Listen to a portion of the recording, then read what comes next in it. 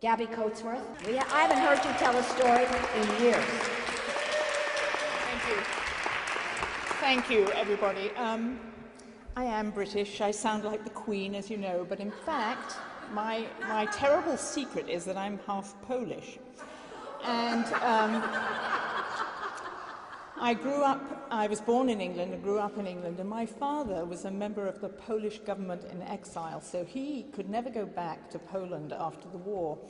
And yet he kept up a huge correspondence with the family over there, and his brother, who was a canon, but kind in the church, and who had spent some time in prison. We knew this because the letters would arrive with big blue lines through. The Russians thought that he was working for the CIA, and he might well have been. So the family in Poland was this big thing, and my father could never go back. So what they did was my parents arranged for me and my two older twin sisters to travel with a few other Polish children in the same boat for a vacation to Poland.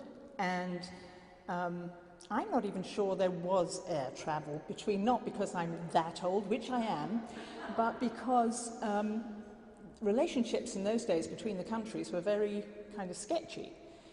So we were told, don't say anything, don't do anything, do whatever you're told, and above all, Gabi, shut up.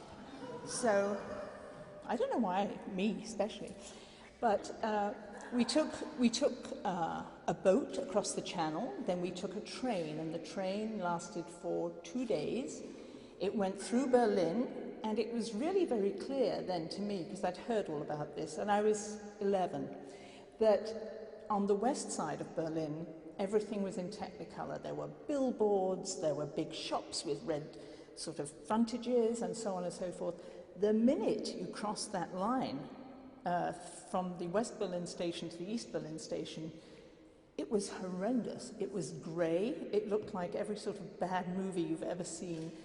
People were living still in bombed-out buildings, and you could see these people living there with sort of roofs but sides of walls were missing, and so on. This was 1960-ish. And so we got to Warsaw, and the one thing my mother had said to me is, now look, they have no food there, so whatever you do, do not eat too much. Just have a little bit, and don't eat too much. So I thought, okay. We get to the station, we're met by my uncle, the canon, and my aunt, not married, of course, because priests don't marry. They took us home to my aunt's for breakfast, and there is this enormous Polish breakfast, which consists of rolls and cake and sausages and cheese and cream cheese and rye bread and more sausages and ham and the rest of it. And the three of us who were ravenous sat there and looked at it and went, I will just have a little piece of bread, thank you.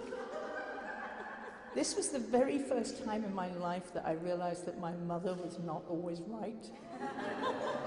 My aunt practically burst into tears. She looked at my uncle and said, What have we done wrong? This is terrible. And so I said to my sisters, okay, girls, let's go. So we did, we ate.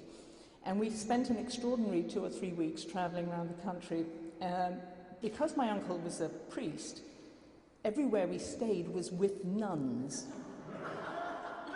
They had sort of like guest quarters, and whenever my uncle showed up, he was kind of good looking, they would fawn over him and make a fuss.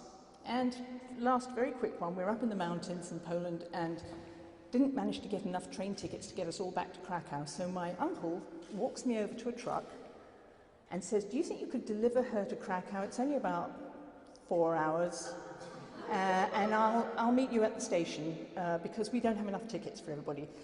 They put me in the back of the truck, and it was like a pickup truck. Only thing was, it was carrying powdered cement. When I got to Krakow, I was entirely white, and my hair was standing out like this. It was the best trip of my life.